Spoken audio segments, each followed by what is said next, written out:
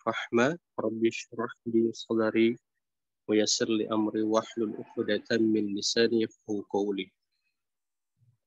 Tentunya pertama kita bersyukur kepada Allah Subhanahu wa taala karena hanya dengan izin dan kuasa-Nya lah kita bisa kemudian bertatap di pertemuan ini untuk menghabiskan waktu kita di waktu-waktu mentadabburi ayat-ayatnya Allah Subhanahu wa taala.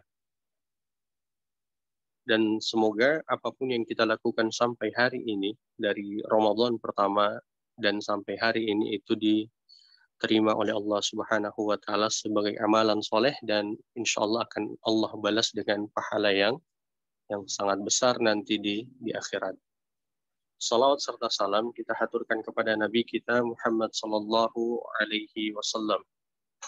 Karena Nabi sallallahu alaihi wasallam merupakan suri tauladan yang terbaik bagi kita sekalian. Rasulullah menjadi teladan dalam masalah akidah ataupun keyakinan. Rasulullah juga menjadi teladan dalam masalah muamalah ataupun tentang masalah akhlak.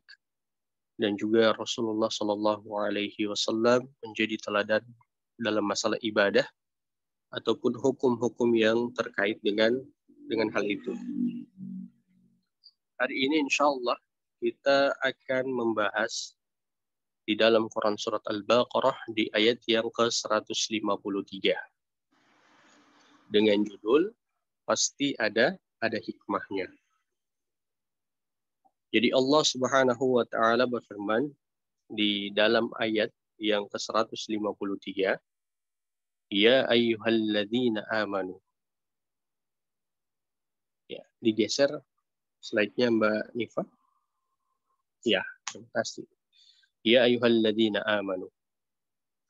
Ini ataupun seruan yang semisal ini pernah saya sampaikan juga di pertemuan yang pertama.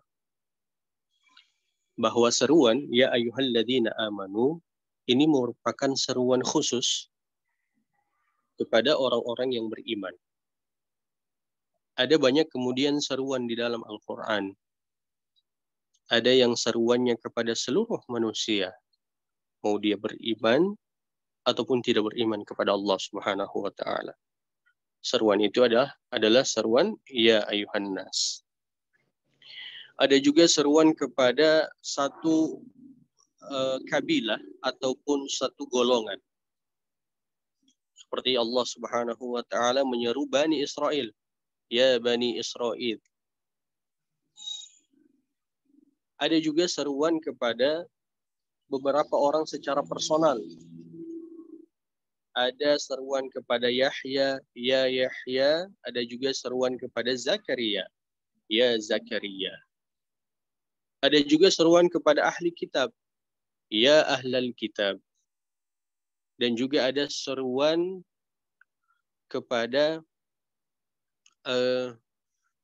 Nabi Muhammad sallallahu alaihi wasallam dengan seruan ya ayyuhal muzammil dan ya ayyuhal mudaththir.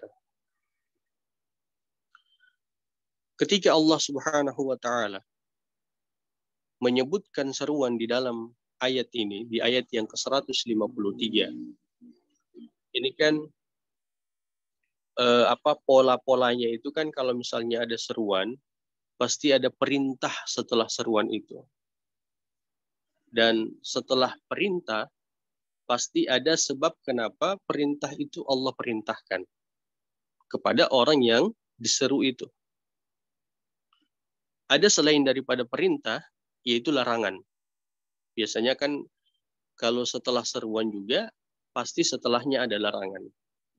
Dan setelah larangan, biasanya juga ada sebab kenapa sesuatu itu dilarang. Sesuatu itu dilarang. Dan seruan ini, yang terkhusus kepada orang-orang beriman, ya ayyuhalladzina amanu, ini seruan yang eksklusif, yang terkhusus, terkhusus dan eksklusif kepada orang yang terpilih.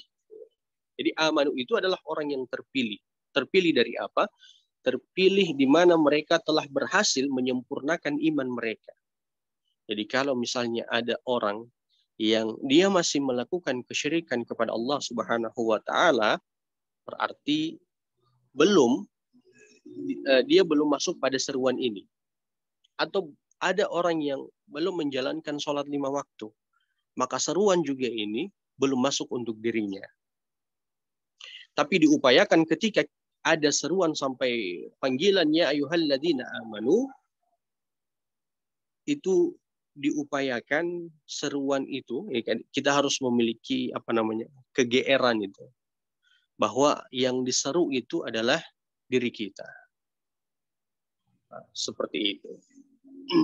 Kemudian seruan ya ayyuhalladzina amanu juga ini memberikan tanda bahwa karena biasanya ada perintah ataupun ada larangan setelahnya, bahwa hanya orang-orang yang berimanlah yang mampu menjalankan perintah setelah seruan itu, atau hanya orang-orang yang berimanlah yang mampu menjauhi larangan yang dilarang setelah seruan tersebut.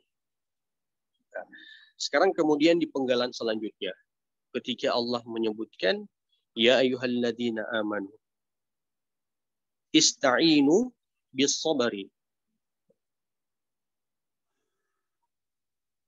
Dipindah slide-nya Mbak Nifa. Sebelahnya. Ya. Ista'inu bis sabari. Jadi setelah seruan ada perintah. Dan ini merupakan perintahnya Allah Subhanahu wa taala. Untuk apa? Untuk kemudian kita ista'inu bis sabari. Meminta kepada Allah itu kesabaran.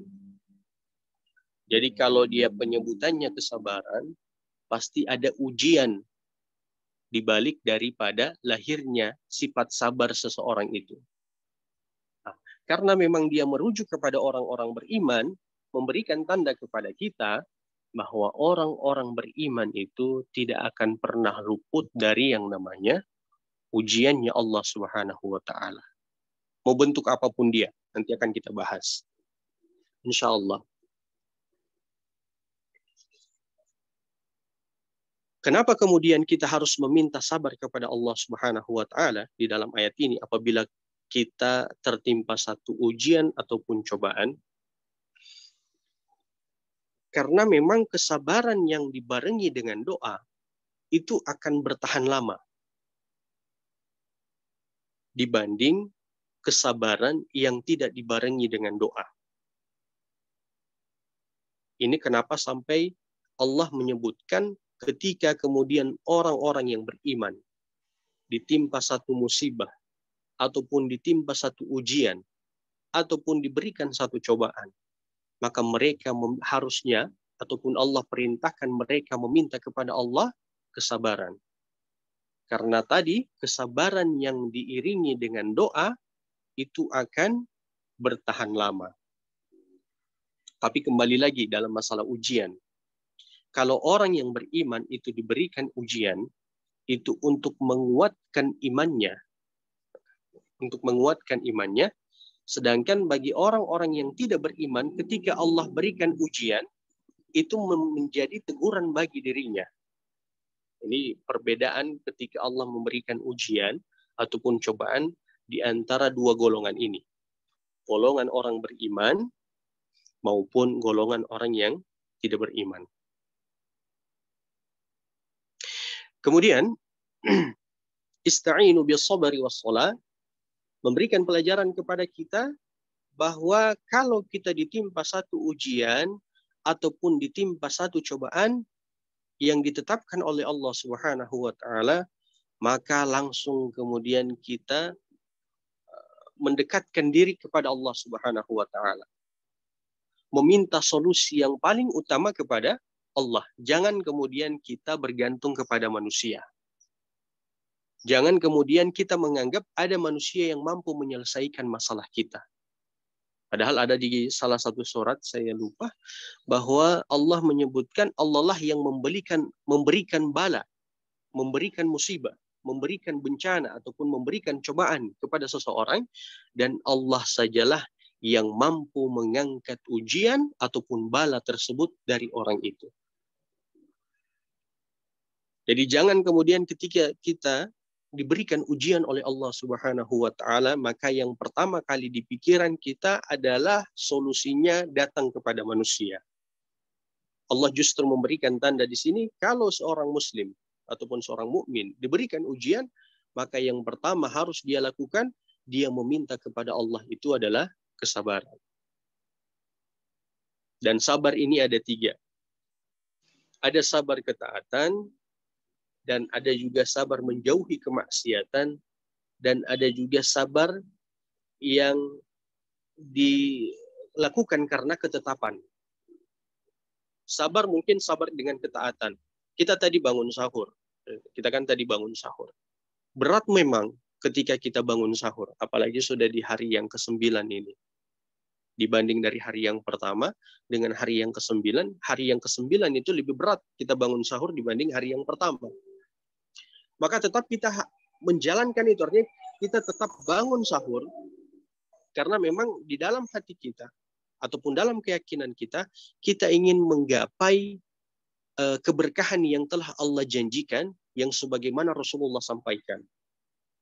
Bahwa di waktu sahur itu ada keberkahannya. Nah, ini yang disebut dengan sabar kepada ketaatan. Sabar menjalankan perintah, ataupun sabar untuk mendapatkan pahalanya Allah Subhanahu wa taala. Kemudian yang kedua ada sabar dalam menjauhi kemaksiatan. Memang kemaksiatan ini enak rasanya. Enak rasanya semua kemaksiatan.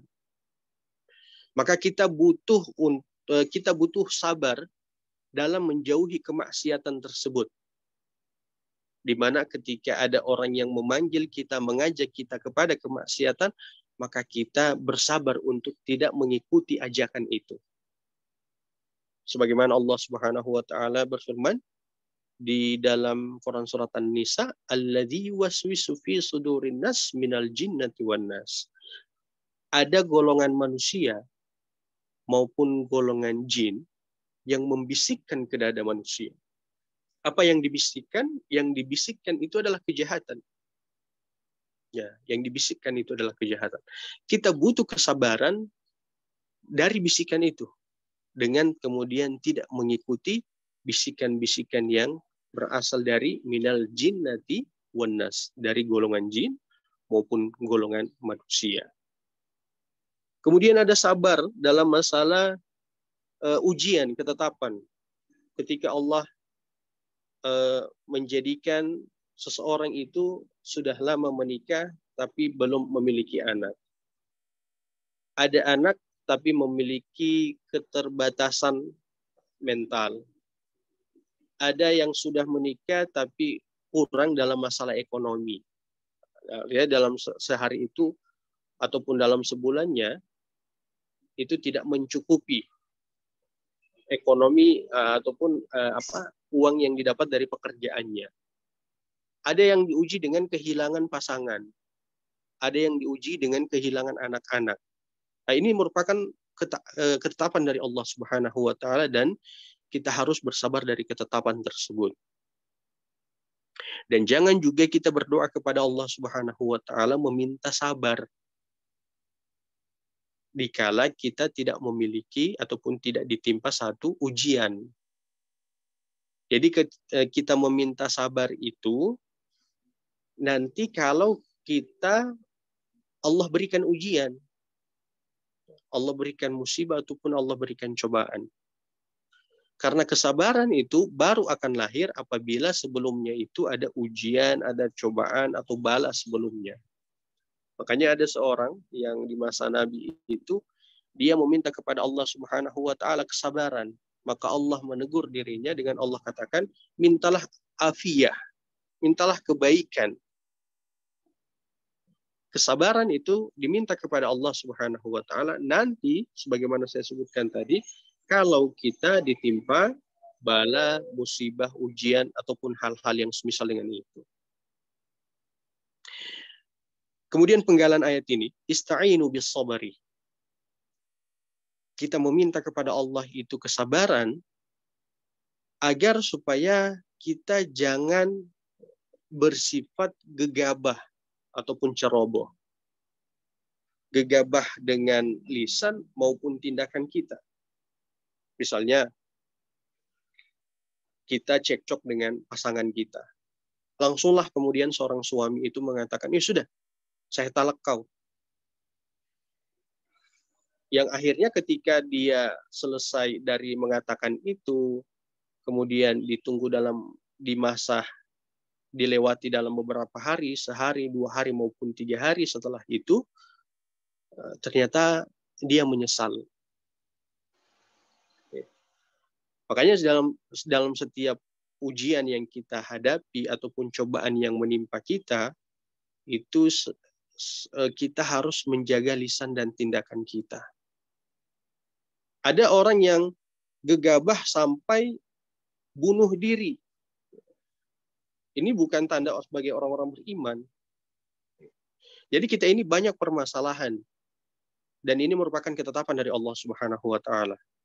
Dan ketetapannya karena memang Allah sudah sebutkan di dalam ayat ini bahwa orang-orang beriman itu harus meminta kesabaran kepada Allah, memberikan tanda kepada kita orang beriman itu akan Allah berikan ujian. Entah ujian dirinya sendiri, seperti misalnya dia mengidap sakit yang sudah bertahun-tahun, ataupun penyakit yang seperti diabetes ataupun darah tinggi yang memang sudah menjadi penyakitnya dia. Ada yang diberi ujian dengan pasangannya. Ada yang diberi ujian dengan anak-anaknya. Ada yang diberi ujian dalam masalah ekonomi di lingkungan pekerjaan ataupun di lingkungan masyarakat. Maka kata Allah, karena memang sudah ketetapan ini, Allah memberikan ujian kepada kita, kita harus meminta kepada Allah untuk disabarkan hati kita. Sehingga kita bisa terhindari dari kecerobohan lisan maupun kecerobohan tindakan kita. Kemudian Allah Subhanahu wa Ta'ala berfirman di lanjutan ayatnya, wassalah.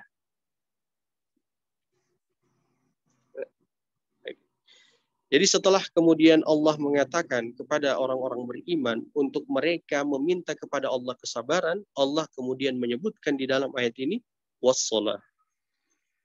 Penekanan pada penjelasan yang sebelumnya bahwa kalau kita tertimpa ujian ataupun datang satu masalah kepada kita, cobaan kepada kita, harusnya kita itu datang kepada Allah. Bukan kemudian justru menjauhkan diri kita dengan Allah.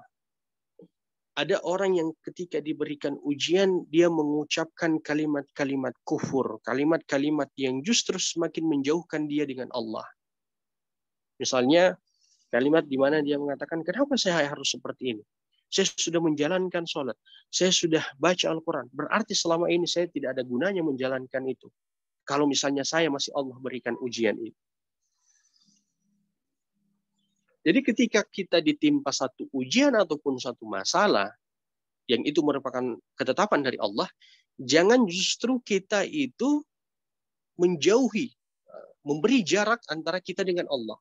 Justru Allah katakan di dalam ayat ini, kalau kita ditimpa ujian, selain daripada sabar, dekatkan diri kita kepada Allah Subhanahu wa Ta'ala, karena hanya Dialah yang mampu memberikan solusi dan mampu menyelesaikan permasalahan kita.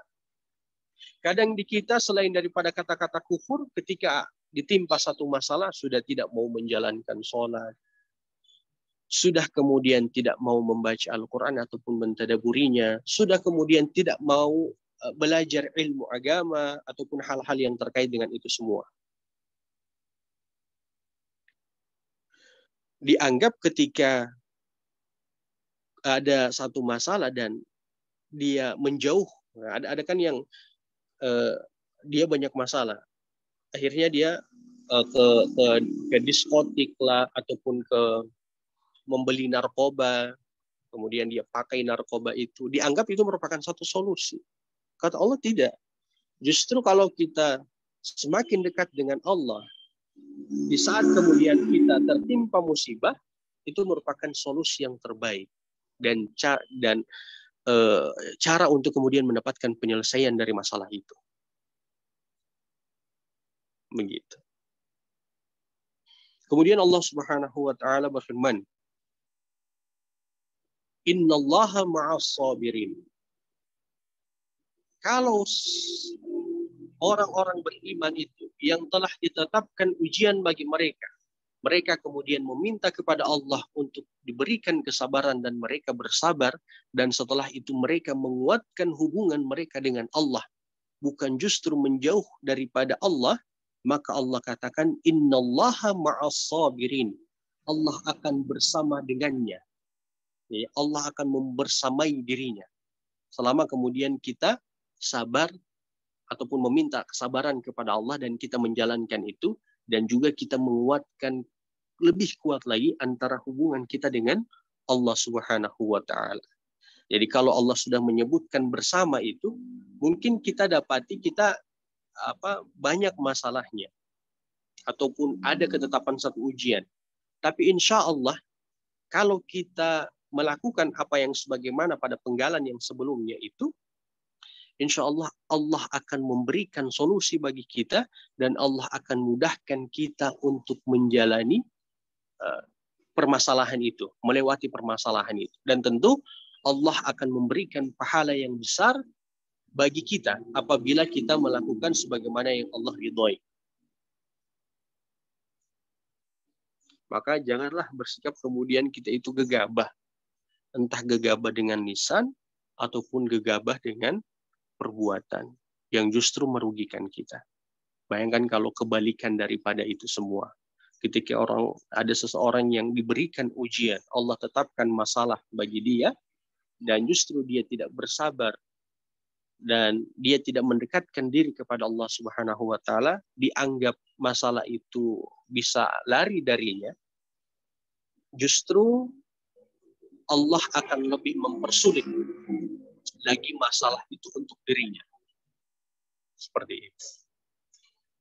Kemudian Allah Subhanahu wa taala berfirman di lanjutan ayatnya, ayat yang kedua, ya, terima kasih Mbak Nifa.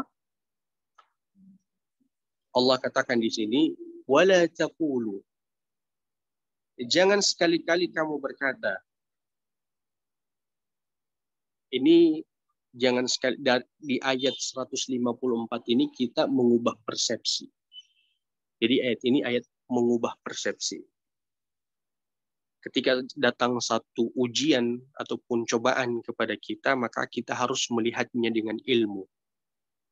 Jangan suudzon, jangan gegabah sebagaimana yang saya singgung pada ayat yang pertama. Nanti akan kita, ataupun nanti insya Allah akan saya uraikan pada penggalan selanjutnya. Kemudian Allah Subhanahu wa taala berfirman di penggalan yang selanjutnya, limay yuqbalu fi sabilillahi amwat. Sebelahnya, Banifa. Ya, limay yuqbalu fi sabilillahi amwat. Jangan kemudian kita mengatakan bahwa orang yang terbunuh di jalan Allah itu benar-benar mati. Kalau sambungan pada penggalan selanjutnya, kata Allah, bal ahya'un. Padahal mereka itu hidup, ataupun bahkan mereka itu hidup. Ini kan tentang peristiwa syahidnya seseorang. Jadi kalau di masa dulu itu terjadinya perang dan ada para sahabat yang mereka mati syahid, keluarganya kemudian bersedih. Ya, maka Allah menurunkan ayat ini ataupun disampaikan ayat ini kepada mereka dengan dikatakan, jangan kalian menganggap keluarga kalian ataupun suami kalian ataupun kerabat kalian itu mereka itu mati di medan perang. Kata Allah, akan tetapi mereka itu sebenarnya hidup. Karena memang kehidupan yang abadi itu kan kehidupan yang ada di atas surga ataupun yang ada di atas langit, yaitu di surganya Allah Subhanahu wa taala. Nah, kalau kita tarik dengan kasus ujian ataupun musibah, sebenarnya ketika Allah berikan ujian,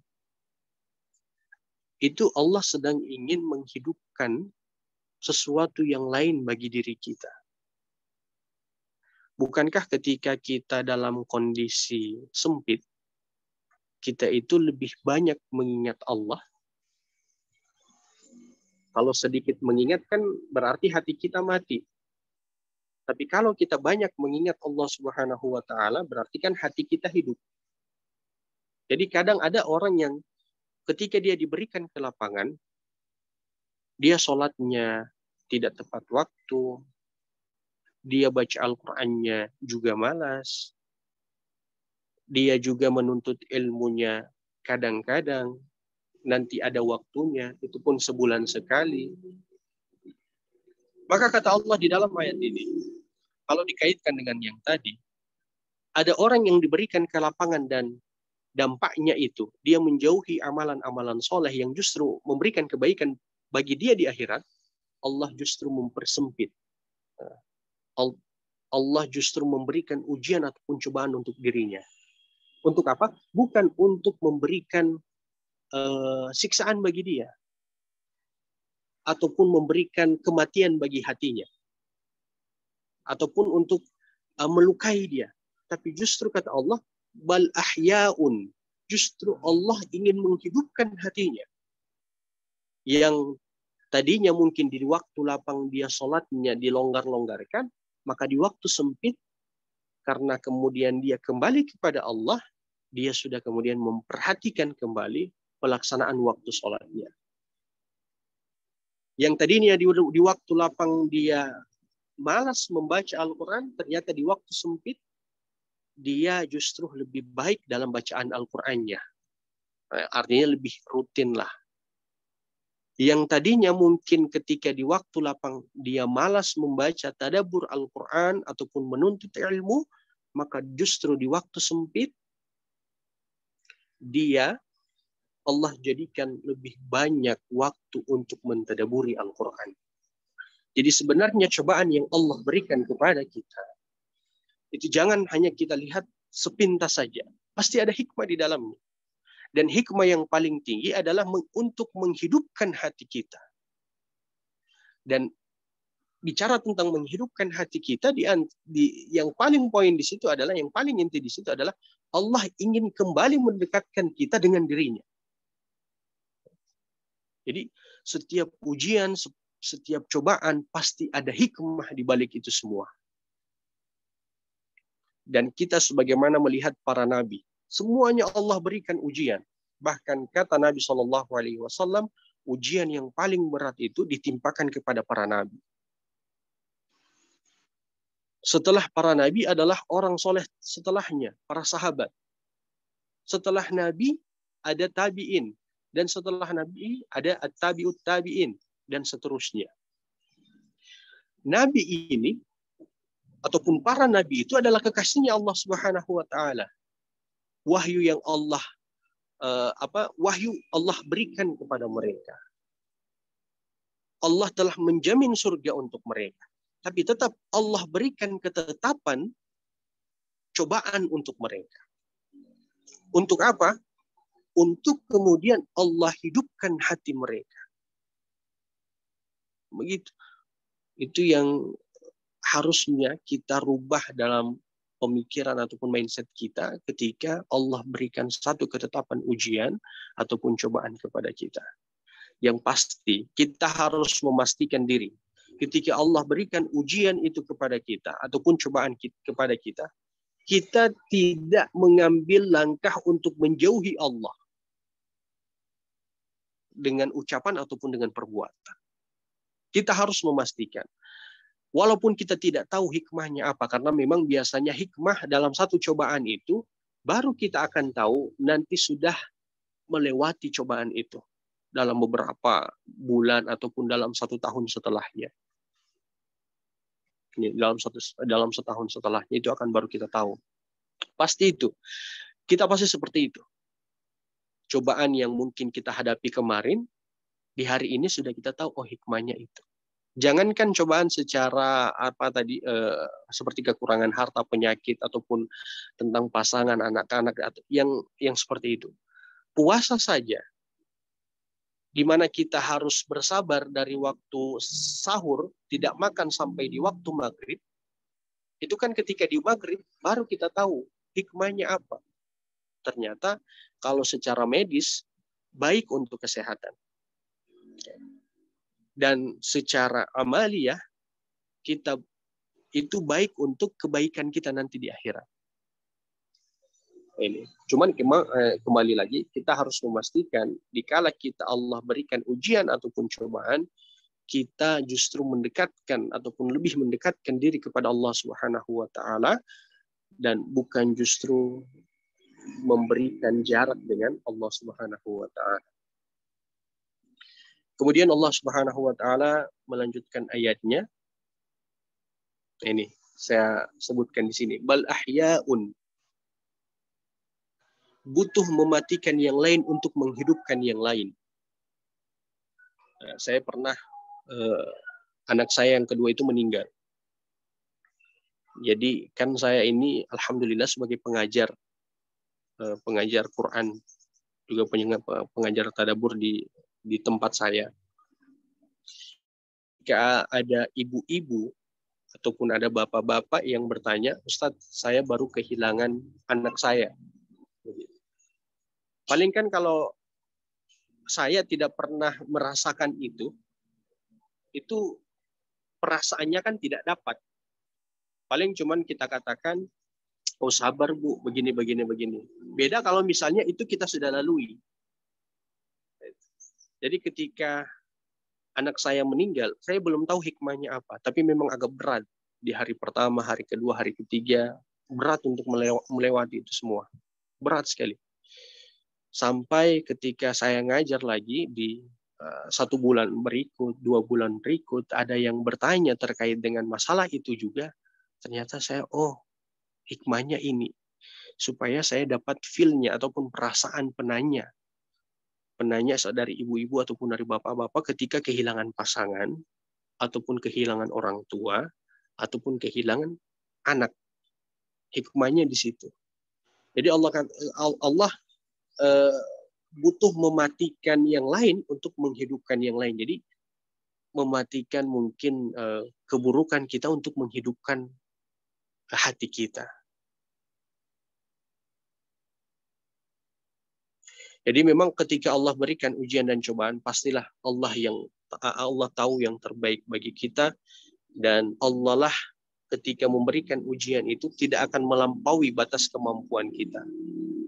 Pasti tidak akan melampaui. Kalau terlampaui batas dari kemampuan kita ketika Allah berikan kita ujian, maka kita ini tidak akan mampu dan kita ini bisa mati semuanya. Tapi Allah sudah menjamin, la yukallifullahu nafsan illa wus'aha. Bahwa kemudian Allah tidak akan membebani sesuatu kaum kecuali dengan kemampuan kaum tersebut ataupun kemampuan seseorang tersebut. Dan juga ayat ini jangan disalah tafsirkan. Salah tafsir itu ini berarti Ustadz kalau ada orang yang mati, mereka itu kan masih hidup. Kalau kita datang ke kuburan mereka meminta, berarti mereka dengar Ustadz. Ini jangan salah tafsir seperti ini. Karena yang difokuskan di sini bukan tentang hal-hal yang semisal dengan itu, tapi dia lebih kepada fokus dalam masalah ujian ataupun cobaan. Kemudian lanjutan penggalan ayatnya, sebelahnya, Allah Subhanahu wa taala berfirman, walakin la tash'urun. Sedangkan kamu tidak tahu bahwa mereka itu hidup. Jadi kalau kita kembalikan kepada orang-orang yang mati syahid, mungkin keluarganya yang ditinggal mati itu hanya mendapati yang mati, misalnya suaminya meninggal ataupun anak ataupun kerabatnya meninggal, kita lihat secara zahirnya mereka mati. Kata Allah, walakin la tashkurun. Tash'urun kata Allah. Padahal kita tidak tahu bahwa sebenarnya mereka itu telah Allah berikan nikmat yang banyak. Orang-orang yang mati dalam keadaan iman, orang-orang yang mati dalam keadaan syahid itu. Nah, itu yang saya sebutkan tadi. kalau kembali di cobaan ataupun musibah ujian yang Allah berikan kepada kita. Kita kadang tidak tahu hikmahnya, tapi jalani saja sebagaimana petunjuknya Allah. Kalau kita ditimpa satu ujian, mungkin yang mendengar di sini kita semua memiliki ujian dengan beragam macam ujian. Dari yang saya sebutkan tadi, ujian terhadap fisik sendiri, ada ujian yang keluarga dan seterusnya, di lingkungan pekerjaan dan seterusnya. Semua pasti punya ujian. Kata Allah, walakin la tash'urun. Kalau dikaitkan dengan itu, mungkin kita tidak tahu hikmahnya secara langsung itu apa. Saat ini ya, saat ujian itu Allah berikan. Tapi Allah katakan kita harus memastikan diri kita itu sabar. Dan kita meminta kesabaran itu kepada Allah. Dan kita berupaya untuk menguatkan lebih kuat lagi hubungan kita dengan Allah. Hikmahnya pasti akan Allah berikan nanti. Dan hikmah itu akan memberikan pelajaran kepada kita, ternyata ujian itu yang terbaik bagi kita. Yang terbaik bagi kita. Dan ada beberapa cerita kan, dan ini cerita-cerita yang terkenal seperti di sosmed itu kan, ada orang yang terlambat pesawatnya sudah terbang, dia terlambat. Kemudian dia marah ke pihak perusahaan yang ada di situ. Misalnya seperti pesawat Garuda lah, dimarah-marah krunya ataupun karyawannya. Kan tiba-tiba 1 jam berikut ternyata pesawat yang dia akan naiki itu tenggelam juga ataupun jatuh. Itu seperti itu dia. Atau cobaan itu hikmahnya kita tidak bisa dapat di situ. Tapi yakinilah pasti ada hikmahnya nanti. Dan dia akan terjawab oleh waktu. Kemudian Allah Subhanahu wa taala berfirman di penggalan ataupun di ayat yang selanjutnya, walanabluwannakum.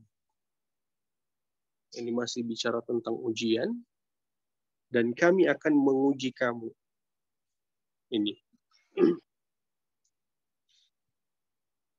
ketetapan bahwa orang beriman pasti diberikan ujian. Tapi perbedaan antara semua manusia akan diberikan ujian. Diberikan ujian dengan kelebihan materi ataupun diberikan ujian dengan kekurangan materi. Diberikan ujian dengan paras yang baik, ada juga yang diberi ujian dengan paras yang kurang baik.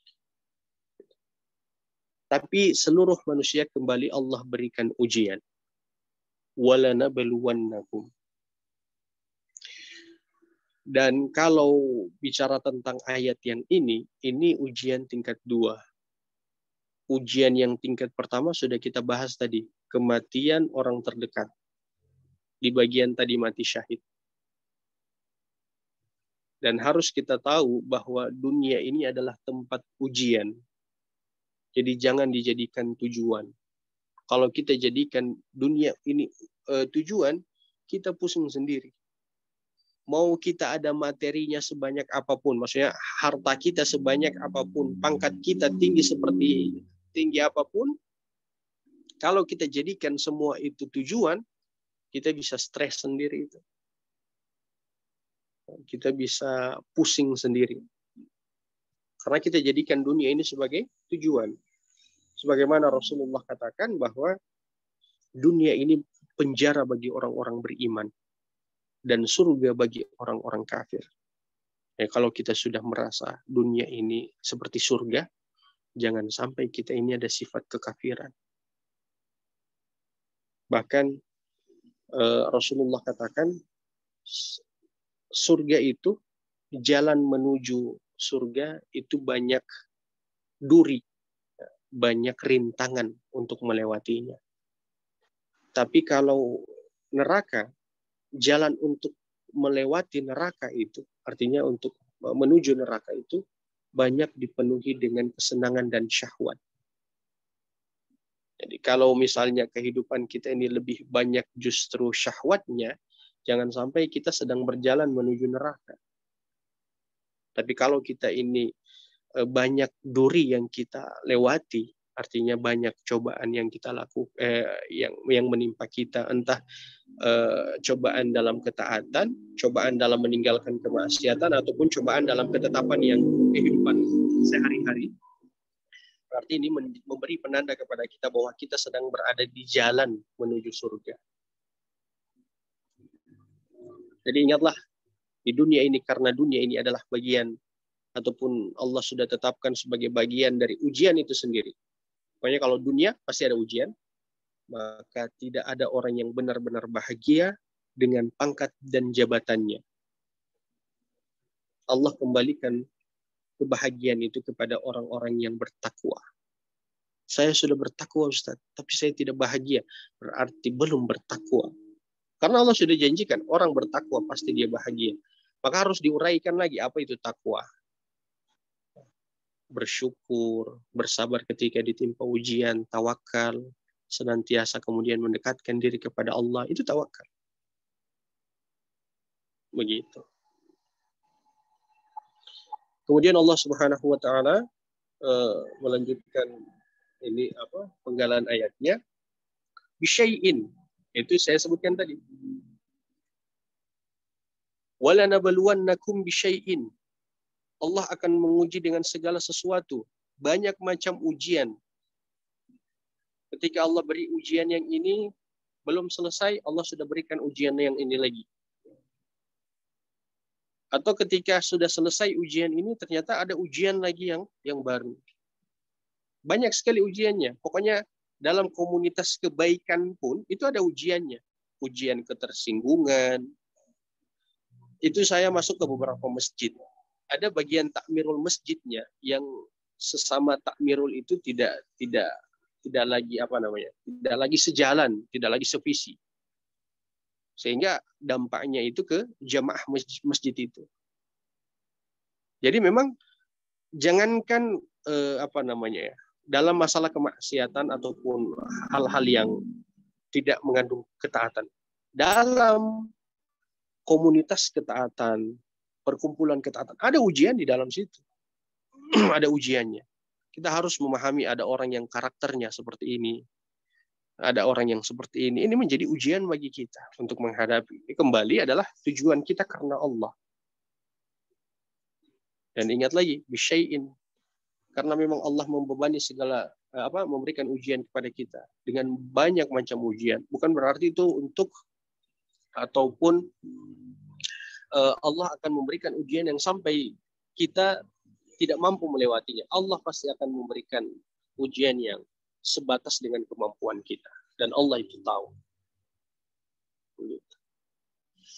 Kemudian lanjutan penggalan ayatnya, Allah Subhanahu wa taala berfirman, minal khauf. Allah akan memberikan ujian berupa rasa takut. Rasa takut ini ada yang kalau bicara lebih besar, takut negaranya diserang. Kalau yang kecil, takut misalnya rumahnya dirampok. Takut hartanya dicuri. Takut kemudian pangkatnya ataupun di dalam perusahaan itu saling menjatuhkan. Takut misalnya pangkatnya jatuh dan posisi dia bekerja itu bisa jatuh. Ini yang Allah katakan minal khaufin. Allah akan memberikan ujian dengan rasa takut. Kemudian lanjutan, wal ju', dan juga Allah memberikan ujian ke seseorang itu dengan kelaparan. Kalau di Gorontalo, beberapa kawan yang mengaji sama saya, itu kadang mereka ada suami istri, kalau misalnya tidak punya makanan, biasanya mereka ambil pisang di kebun, kemudian pisang itu mereka jual. Terjual sekitar 20.000, uang 20.000 itu yang mereka bawa ke rumah, yang mereka belikan makanan dan mereka bawa ke rumah. Itu mereka nikmati bersama. Jadi ada orang yang memang Allah berikan ujian dengan kelaparan. Yang bahaya itu adalah orang yang sudah diberikan kelapangan, tapi merasa kelaparan, itu bahaya. Sudah diberikan ke lapangan, badannya sudah tidak ada kekurangannya, pekerjaannya juga sudah bagus, anak-anaknya juga sehat, punya tempat tinggal, tapi dia merasa dia ini sedikit rezekinya, bisa lapar. Kalau begini kita makan apa? Hati-hati. Kembali lagi tadi, ista'inu bisabari wassalah. Bersabar kepada Allah ketika Allah berikan satu ujian kepada kita. Ada orang yang memang tidak diberikan makan atau diberikan ujian untuk kelaparan itu. Bagi kita yang Allah berikan kelebihan, maka perbanyak bersyukur kepada Allah Subhanahu wa taala. Kata Allah, kalau kita bersyukur maka Allah akan tambah nikmat itu. Dan jangan ayat ini dipahami secara tekstual. Kalau kita kasih uang 100.000, maka Allah akan berikan kita uang 1 juta ataupun 10 juta. Ternyata ketika dia pegang penafsiran tekstual ini, dia beri di kotak amal 100.000, sepekan dia tunggu. Mana uang 10 juta kata Pak Ustadz ini? Sebulan dia tunggu. Mana uang 10 juta ini kata Pak Ustadz? Ternyata tidak ada juga. Tidak datang uang 10 juta ini. Padahal penafsiran ayat itu, nikmat itu ataupun rezeki itu kan tidak terbatas pada materi. Bahkan dia lebih mahal dari masalah kesehatan. Kalau kita kasih 100.000 dan Allah tetapkan sehat dalam 2 bulan misalnya, bayangkan kalau misalnya kita sakit dalam 2 bulan itu. Harus beli obat lah, harus ke dokter lah, ada keperluan yang lain terkait dengan masalah sakit itu. Bisa lebih dari 100.000 itu. Biayanya bisa sampai 10 jutaan. Begitu kan? Maka ketika Allah mengatakan bersyukurlah, maka akan Allah tambahkan nikmat. Jadi jangan hanya fokus pada materi. Tapi lihat pribadi, kita sehat, anak-anak kita sehat, kita punya pasangan kita rajin sholat, kita pun kemudian Allah berikan rajin dalam masalah sholat, mudah kemudian memahami tadabbur Al-Quran. Ini merupakan nikmat yang sebenarnya dia lebih tinggi derajat nikmat ini dibanding daripada materi.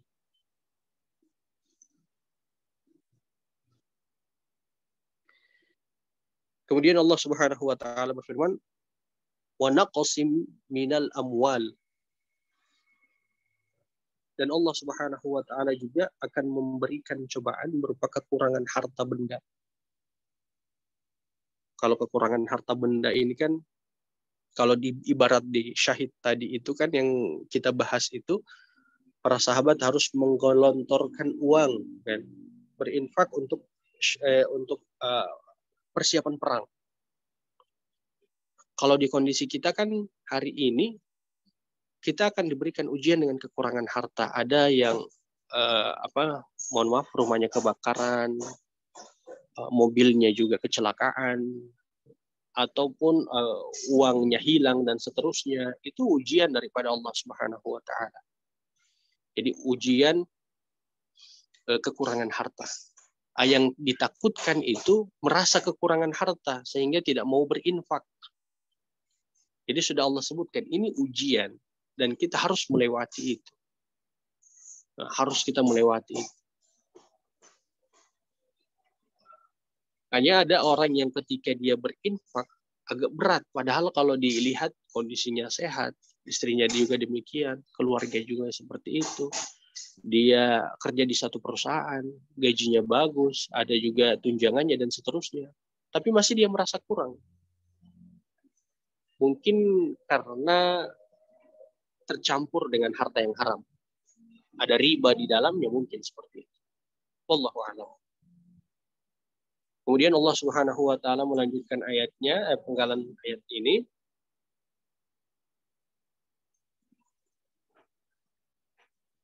Oke. Wal anfus. Wal anfus ini tentang jiwa. Jadi dia bicara tentang diuji dengan, kalau kita bicara lagi kembali ke syahid, jadi saya harus kembalikan ke medan perang itu tentang keberanian mau berperang. Tapi wal anfus ini kalau kita bahas dalam masalah segi cobaan dia tentang kematian. Kematian pokoknya sebagaimana pada penggalan yang ayat pertama, dia lebih ke ujian yang tingkatan level paling atas. Anaknya meninggal, pasangannya meninggal, ataupun orang tuanya meninggal. Intinya orang-orang terdekatnya.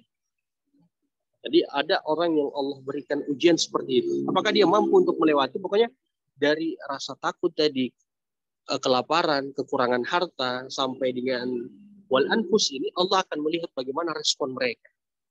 Apakah mereka meminta kepada Allah dengan kesabaran dan juga justru mendekatkan diri kepada Allah, ataukah mereka berpaling dari apa yang Allah perintahkan itu. Kemudian Allah katakan watsamarat. Nah, ini watsamarat ini tentang buah-buahan. Buah-buahan. Para sahabat kalau mau berperang kan harus meninggalkan usaha mereka. Ada yang sudah mau siap panen tapi ada panggilan untuk jihad. Ini memang agak berat. Kalau di kita cobaan seperti ini kan oke lah kalau misalnya di lingkungan perkantoran lah. Karena kalau di Gorontalo itu kan ada persawahan, pertanian kebanyakan. Ada yang tanam sawahnya gagal, di kebun juga banyak hamanya dan seterusnya. Itu merupakan ujian daripada Allah Subhanahu wa taala. Tapi kalau di perkantoran, di lingkungan perkantoran ada yang di PHK dan ada yang diberikan sanksi sampai kemudian diberikan teguran yang mempengaruhi pada pendapatannya seperti itu ataupun posisinya. Maka ini merupakan ujian daripada Allah Subhanahu wa taala. Tentu jangan dianggap juga ketika orang melakukan kemaksiatan ataupun kecerobohan ataupun kesalahan, dianggap itu ujian daripada Allah Subhanahu wa taala. Ini jadi kalau wal anfus tadi, kalau dikaitkan dengan wal anfus, waliyadzubillah, ada yang membunuh anaknya. Kemudian dia katakan, Allah sedang menguji saya dengan Allah matikan anak saya. Ini bukan wal anfus yang dimaksud. Kan seperti itu. Apalagi watsamarat. Ada orang yang di perusahaan, ternyata dia tidak sering hadir. Tidak bekerja dengan maksimal, tidak sesuai dengan kesepakatan. Gitu. Ataupun dengan peraturan perusahaan. Dan kemudian dia dipecat. Setelah dia dipecat, dia katakan, oh ini merupakan ujian daripada Allah. Tidak seperti itu yang dimaksud. Kemudian Allah Subhanahu wa taala melanjutkan penggalannya.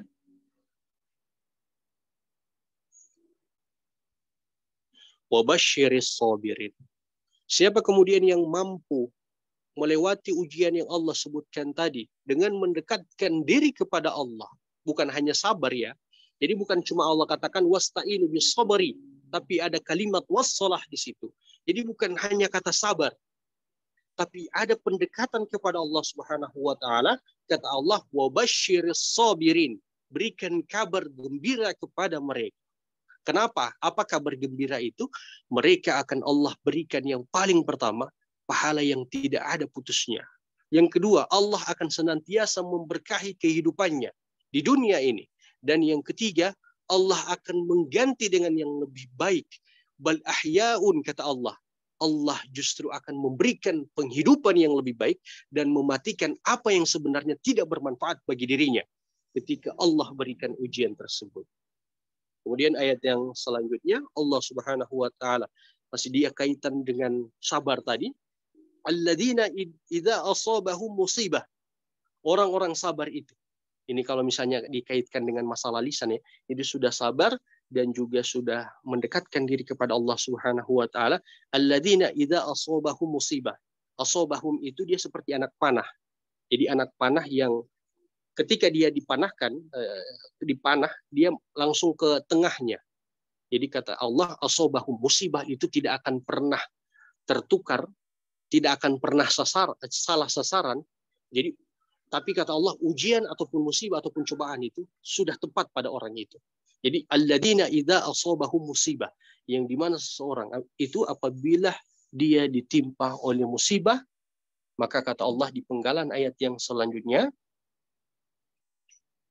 qalu inna lillah, dia kuatkan di dalam hatinya bahwa Ini semua dari Allah Subhanahu wa taala. Artinya dia ridho dengan ketetapan Allah Subhanahu wa taala. Dia ridho bahwa saya ini adalah miliknya Allah. Ketika dia mendapati anaknya meninggal, itu hanya titipan Allah. Ketika pasangannya meninggal, itu adalah titipan Allah. Ketika hartanya Allah ambil, itu adalah titipan daripada Allah Subhanahu wa taala. Ketika kemudian apa-apapun yang diambil darinya, maka dia katakan qalu inna lillah. Dia ridho dengan ketetapan Allah Subhanahu wa taala dan dia berhusnudzon kepada Allah dan berpasrah atas ketetapan yang telah Allah berikan kepada dirinya. Jadi kunci kesabaran itu kita harus menanamkan di dalam hati kita bahwa semua ini miliknya Allah Subhanahu wa taala. Sebagaimana yang saya sebutkan pada penggalan sebelumnya, apabila dunia ini menjadi tujuan, maka sengsaralah orang tersebut. Sengsara artinya hatinya tidak tenang, Allah berikan kesukaran dan banyak hal yang justru menjadikan dia sulit untuk menjalani hidup. Maka ada yang Allah katakan ada yang Rasulullah sabdakan di dalam sebuah hadis agar supaya kita ini mendapatkan ataupun merasakan manisnya iman. Pertama, kita mencintai Allah dan Rasulnya melebihi apapun. Yang kedua, kita mencintai apa yang lain selain daripada Allah dan Rasulnya itu karena Allah. Kita mencintai pasangan kita karena Allah, kita mencintai anak-anak kita karena Allah. Jadi kalau misalnya kita katakan kita mencintai karena pasangan, bukan hanya sekedar lisan, tapi ada di situ ajakan. Ketika misalnya suami kita lagi duduk, apa nih pasangan kita? Karena saya laki-laki, pasangan kita duduk sudah waktu azan subuh, ataupun masih tertidur waktu azan subuh. Jangan kemudian kita tidak membangunkan. Jadi yang dimaksud dengan kita mencintai seseorang karena Allah, kita justru menjadikan orang itu lebih dekat dengan Allah. Begitu. Jadi kalau misalnya pasangan kita tidur, kita bangunkan. Kita mencintai karena Allah, maka jalankan perintahnya Allah Subhanahu wa taala. Kita kemudian punya harta dan kita mencintai harta misalnya.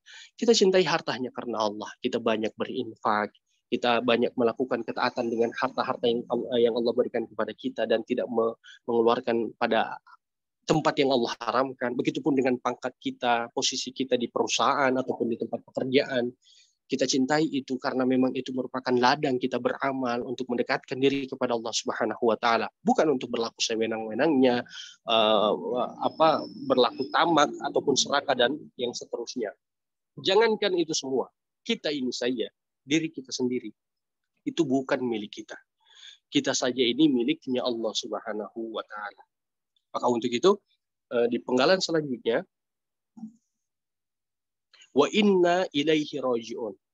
Jadi kata istirja ini, ucapan istirja ini, inna lillahi wa inna ilaihi raji'un, bukan terkhusus kepada orang yang nanti ada yang meninggal. Kita diberikan ujian oleh Allah, ataupun ada satu ketetapan ujian yang menimpa orang, maka kita ucapkan inna lillahi wa inna ilaihi raji'un.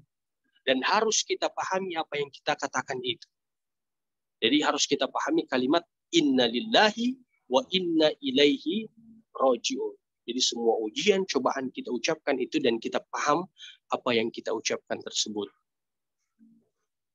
Jadi jangan mengeluarkan kata-kata kufur. Ada ujian, inna lillahi wa inna ilaihi raji'un. Bukan kalimat, kenapa dia yang meninggal duluan? Kenapa bukan saya saja? Kenapa tidak sama-sama saja meninggal? Atau kenapa mesti harta saya? Kenapa mesti mobil saya? Kenapa mesti rumah dan seterusnya? Tapi katakanlah inna lillahi wa inna ilaihi raji'un. Makanya kenapa sampai perempuan itu hukumnya itu kalau tidak salah ya makruh untuk menuju tempat pekuburan. Ya, kan kalau misalnya ada yang meninggal, perempuan itu cukup di rumah. Yang mau ke pekuburan itu, tempat pemakaman itu kan hanya laki-laki. Karena apa? Perempuan itu tinggi perasaannya itu menjadikan perempuan itu mudah mengeluarkan kalimat yang justru akan melahirkan kekufuran. Begitu juga kenapa sampai kalimat cerai itu diberikan haknya kepada suami, Karena perempuan itu tidak lagi mampu berpikir ketika dia marah. Mohon maaf ini, jangan selepas ini saya di ini ya. Tidak seperti itu perempuan, Ustaz. Tidak. Ini saya berikan gambaran. Kenapa sampai perempuan itu tidak diberikan kata cerai? Karena memang apa saja yang dilakukan oleh suami pasti salah di hadapan istri. Dan ketika istri melakukan dan ketika istri itu marah, maka istri itu sekejap akan lalai dari semua kebaikan suami. Makanya sampai ada kalimat, sudah, ceraikan saja saya, ceraikan saja saya. Nah, kalau suami kan pakai nalar dulu. Oh iya, istri saya lagi emosi. Ya. Nanti adalah dalam masalah parenting, hal-hal semisal itu. Kemudian Allah Subhanahu wa taala melanjutkan ayatnya. Ulaika, kata Allah, orang-orang yang ketika Allah berikan ujian, cobaan, musibah, ketetapan takdir, mereka bersabar tadi, meminta kesabaran kepada Allah dan mereka menjalankannya. Kemudian mereka justru lebih mendekatkan diri kepada Allah Subhanahu wa taala dan mereka tidak gegabah dalam lisan maupun perbuatan mereka. Justru kalau lisan mereka mengucapkan innalillahi wa inna ilaihi rajiun dengan penghayatan, kata Allah, ulaika, mereka itulah. Lanjutan ayatnya, alaihim shalawatum min rabbihim, bagi mereka pujian. Jadi Allah memuji mereka. Allah memuji orang-orang yang melakukan hal-hal yang semisal yang saya sebutkan tadi. Alaihim shalawatum min rabbihim, kemudian lanjutan, warahmah, Allah akan senantiasa merahmati mereka. Allah akan memudahkan kehidupan mereka di dunia maupun di akhirat, dan Allah akan berikan balasan yang banyak nanti. Allah akan mudahkan kehidupan mereka di dunia ini dan Allah akan berikan balasan yang sangat banyak nanti di akhirat. Kemudian setelahnya, wa ulaika, dan mereka yang saya sebutkan tadi, ya setelahnya lagi, sudah tidak ada ya. Ulaika di sini kalau disebutkan humul muhtadun, mereka adalah orang-orang yang mendapatkan petunjuk. Jadi orang-orang yang sebagaimana saya sebutkan tadi, ketika tertimpa satu ujian ataupun cobaan, Allah akan senantiasa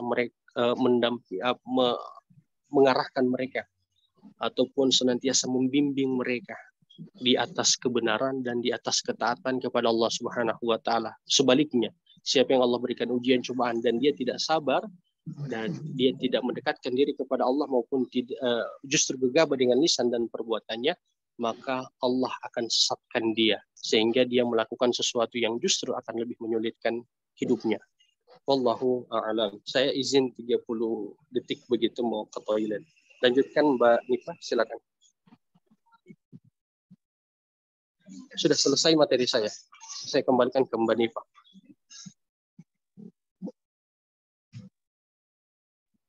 Oke, terima kasih banyak Pak Mujiono. Mbak Siti udah hadir, Mbak Siti? Mbak Siti tes.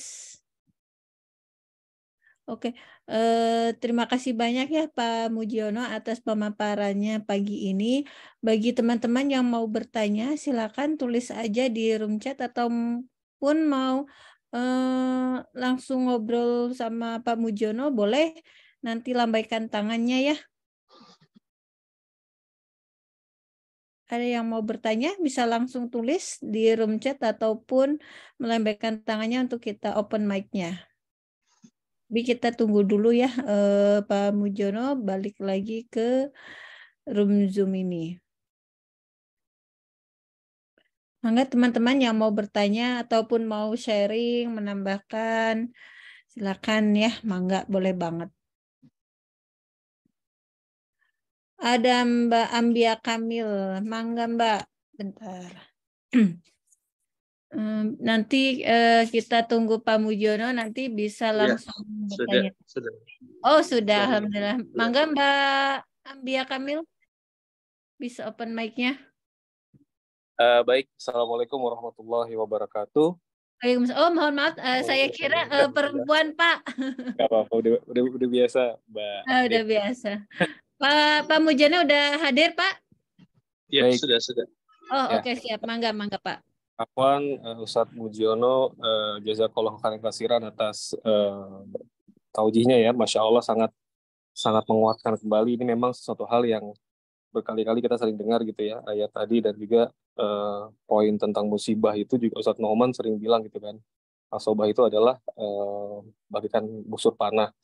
Pertanyaannya Ustadz, sebenarnya tadi Ustadz sudah mention sedikit gitu ya. Seringkali kita mudah menasehati orang lain ketika tertimpa musibah atau mungkin kemalangan dengan sabar ya, Sabar. tawakal aja ya.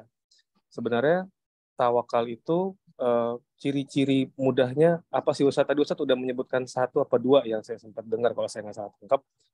Kita terus bergantung pada Allah. Nah ini mungkin boleh nggak Ustadz Afwan dielaborasi lagi kira-kira untuk men-self-diagnose gitu ya, mendiagnosa diri sendiri, oh saya sudah tawakal nih, saya sudah pada on the right track gitu. Karena kan kalau di surat At-Talaq itu kan wa mayyataqillaha ya Allahu makhroja kalau salah ya. Jadi barang siapa yang bertawakal, Allah akan mencukupkan rezekinya gitu. Sedangkan saya pernah mendapatkan beberapa miskonsepsi bahwa tawakal itu adalah pasrah aja udah, tanpa udahlah pasrah aja lah, serahin aja sama Allah deh. Tapi dia diem, dia nggak ngapa-ngapain, pasif. Nah ini kita pada posisi yang mana Ustadz gitu? Mungkin ada beberapa contoh yang kita afwan ya, kita awam, kita al-fakir, kita istilahnya grassroots gitu yang di bawah, yang kadang-kadang mohon maaf gitu, kalau kita dengar ceramah tuh bahasanya tinggi, awang-awang gitu, kita kayak ini cara mengejawantahkan bahasa langit ke ground bumi ini seperti apa gitu. Maksudnya kita kadang-kadang,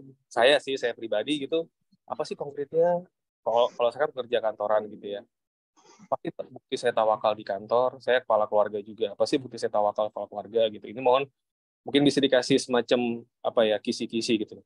Afwan jazakallahu khairan sebelumnya. Assalamualaikum warahmatullahi wabarakatuh. Waalaikumsalam warahmatullahi wabarakatuh. Mangga Pak Mujiono. Iya, terima kasih.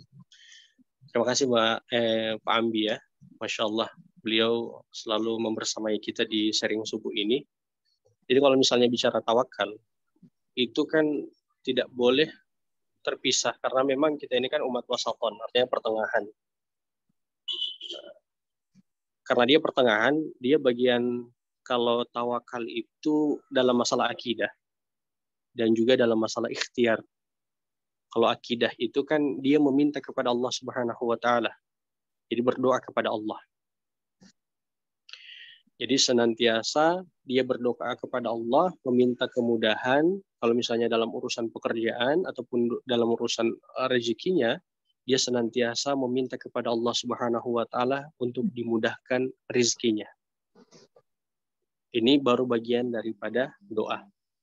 Kemudian karena memang kaitan dengan akidah juga adalah i'tiqad, artinya keyakinan, harus keyakinan yang sangat maksimal di dalam hati seseorang bahwa yang bisa memberikan rizki sumbernya itu hanya dari Allah Subhanahu wa taala. Itu. Ini dari segi akidah. Setelah itu semua, maka setelahnya kita itu adalah berikhtiar. Ikhtiar dengan ikhtiar yang maksimal. Kemudian ikhtiarnya itu sunnatullah. Ikhtiar yang sunnatullah. Yang maksimal itu sebagaimana ketika seseorang berjualan, misalnya jualan. Kita kan kebanyakan kalau di Gorontalo itu kan jualan, Pak. Kalau perkantoran di sini ada, tapi tidak sebanyak di Jakarta ataupun di Jawa. Atau di pertanian lah. Karena di sini juga banyak pertanian. Jadi ikhtiarnya itu dia maksimalkan. Ada sawah yang dialiri airnya, jadi kasih air sawahnya, jangan tidak diberikan air, setelah itu kemudian diberikan pupuk, dirawat selama pemeliharaan padinya itu. Jadi ada ikhtiar yang maksimal. Nah, tadi itu yang saya sebutkan. Masalahnya adalah jangan dianggap ikhtiar maksimal ini adalah ikhtiar yang justru bisa berlawanan dengan unsur akidah. Bagaimana itu Ustaz? Ada orang yang ikhtiar sampai lalai dari sholat 5 waktu. Ada yang kedua, orang yang ikhtiar sampai kemudian selain daripada lalai sholat 5 waktu, tidak memberikan waktu untuk amalan-amalan kebaikan. Jadi dalam masalah akidah, dalam masalah ikhtiar. Setelah itu, setelahnya dilakukan, baru setelahnya dia bertawakal kepada Allah Subhanahu wa taala, artinya berpasrah. Nah, tawakal ini sudah memang dia kuatkan di dalam hatinya, rezekinya itu tidak akan bertambah dan tidak akan berkurang. Allah sudah menetapkan setiap rezeki masing-masing kita itu di setiap harinya, dan dia tidak akan pernah berkurang dari ketetapan Allah dan tidak akan pernah bertambah juga dari yang telah Allah tetapkan.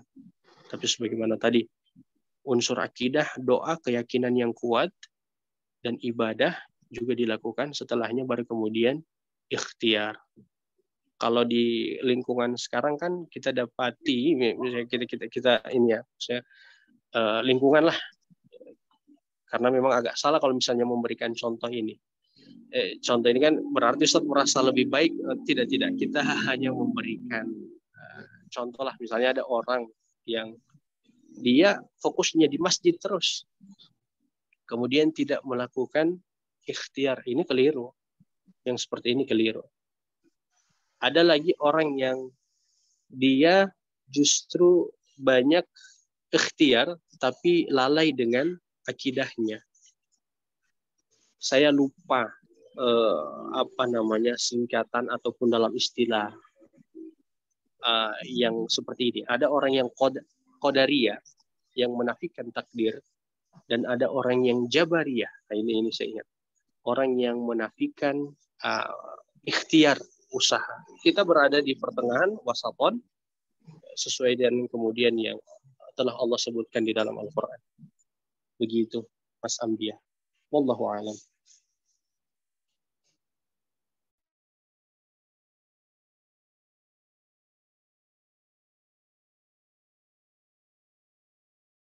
Baik, terima kasih banyak Pak Mujiono. Ini di room chat Zoom sudah ada lagi yang bertanya, Pak. Bentar. Pertanyaannya, apakah makna sabar itu sendiri atau seperti apakah sabar gitu? Ciri-ciri orang yang bersabar. Lalu apa makna dalam surat Al-Zumar 10 akan disempurnakan pahalanya bagi orang-orang yang bersabar. Satu lagi Ustadz, apa itu takwa? Bagaimana cara agar kita bertakwa? Terima kasih Ustadz. Mangga Pak Mujiono. Ya, saya jawab takwanya dulu ya. Oke. Kalau sabarnya insya Allah saya cek dulu di ayatnya. Jadi takwa itu artinya kita memenuhi ataupun berada pada jalur daripada aturan Allah Subhanahu wa taala. Kan di dalam ayat Al-Qur'an ataupun di dalam hadis-hadis Nabi Shallallahu alaihi wasallam itu sudah diterangkan dengan sangat jelas aturan-aturan yang Allah perbolehkan kita dengan itu maupun yang Allah tidak perbolehkan. Jadi takwa itu adalah orang yang menjalankan ataupun melakukan perintah Allah sesuai dengan aturannya dan tidak melakukan apa yang kemudian Allah larang ataupun berseberangan di luar daripada aturan yang telah Allah tetapkan. Intinya di kalimat melampaui batas. Jadi kalau orang-orang bertakwa itu mereka senantiasa berada di jalur yang sudah Allah tetapkan dengan aturannya di dalam syariat, di dalam Al-Quran maupun hadis Nabi Shallallahu Alaihi Wasallam. Kemudian takwa ini ada dua.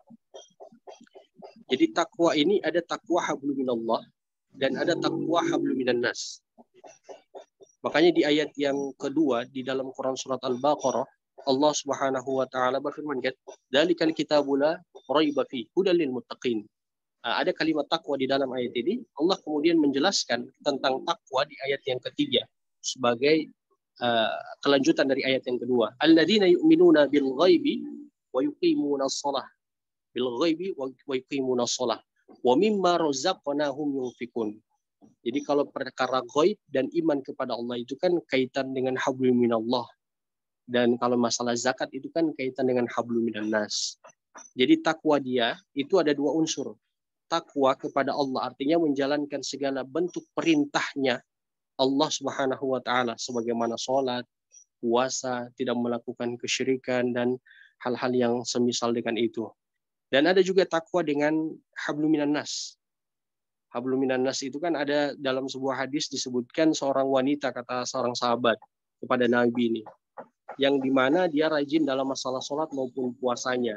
Pokoknya baguslah kebaikan yang dia lakukan dalam masalah hablum minallah. Tapi seringkali dia menyakiti tetangganya dengan lisannya. Maka kata Allah, tempatnya di neraka. Maka tempatnya itu di neraka.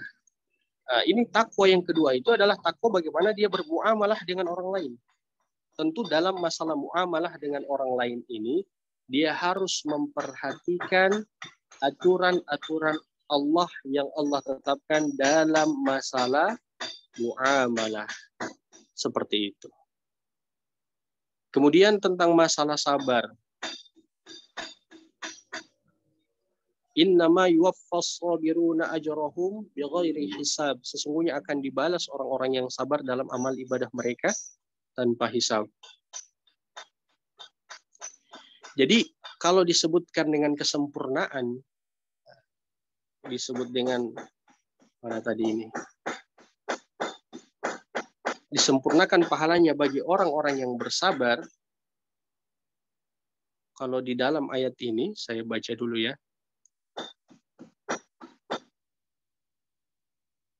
Oke, jadi disebut dengan sempurnanya mereka, atau disempurnakan pahala bagi orang-orang yang sabar itu, mereka akan lebih mudah untuk masuk di surganya Allah Subhanahu wa taala, dan kesempurnaan pahala mereka akan Allah berikan.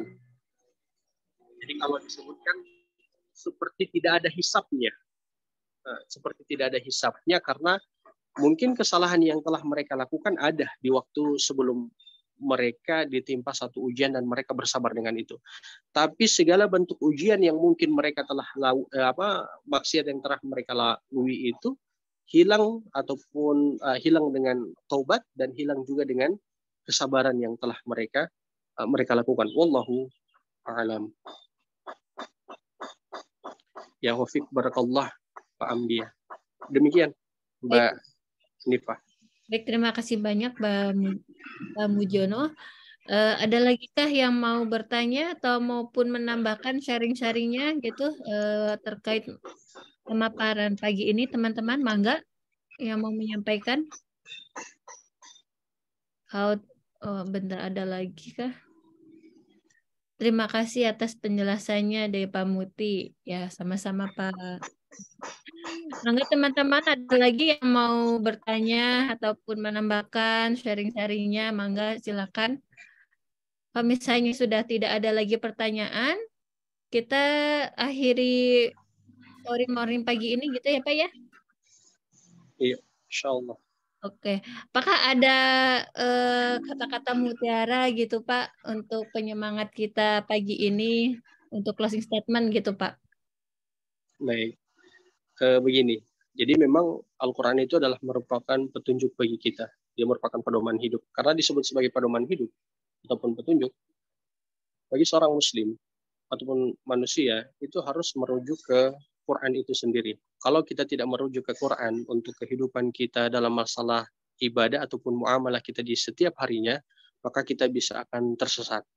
Sebagaimana tentang masalah cobaan tadi ataupun ujian yang saya sebutkan tadi, kalau dibimbing oleh Al-Quran sebagaimana penjabaran tadi, insya Allah ujian itu akan berubah menjadi kebaikan bagi kita. Tapi kalau tidak pernah kita mentadaburi dan tidak mau melihat Al-Quran dalam masalah menghadapi ujian ataupun cobaan, bisa jadi kita adalah orang-orang yang lalai dan justru Allah akan datangkan kemurkaan bagi kita. Demikian. Baik, terima kasih banyak Pak Mujiono atas pemaparan pagi ini dan closing statement. Pemaparan pagi ini sangat luar biasa banget ya teman-teman semuanya. Semoga bermanfaat buat kita semuanya. Amin.